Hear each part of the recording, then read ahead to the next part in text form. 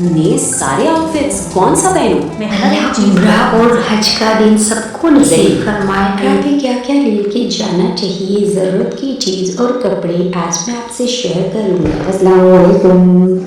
ये मेरी उम्रा की तैयारी है। ये मैं जो लेके जाऊँगी वो बैग है।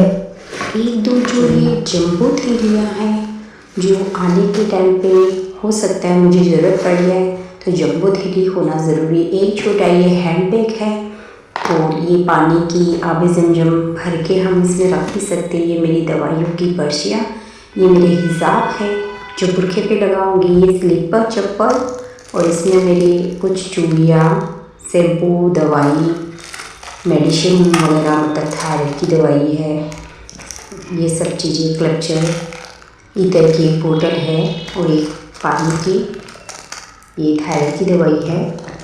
और इसके अंदर सेलो टेप और ये डबल पिन वाली चार्जर ज़रूर ले लें आप। एक साबुन है, ये मेरा एक पर्स है, छोटा हैंड पर्स है, कभी ज़रूरत लगेगी तो ये भी रख सकती हूँ बुरखे पे।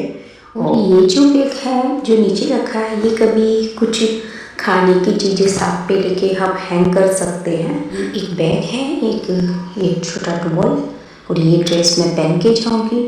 एक ये अस्तर वाला, एक ये ड्रेस है, एक ये सिल्क वाला, ये भी सिल्क वाला है, ये कॉटन का है, ये टिशू वाला है और ये कुर्ता टाइप्स।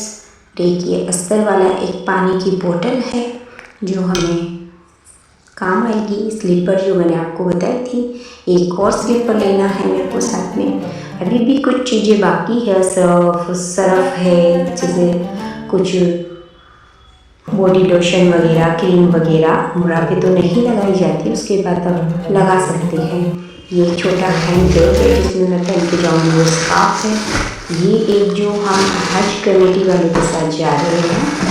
सबको हज और उम्रा की तौफीक अता फरमाए। मेरी भी उम्रा आप सबकी दुआ से अल्लाह कबूल फरमाए। मैं अपनी अम्मी और भाई के साथ जा रही हूँ और आप सब दुआ करना, मैं भी आप सबके लिए दुआ करूँगी। ये कुछ खाने पीने की चीज़ है जो हम साथ में ले सकते हैं।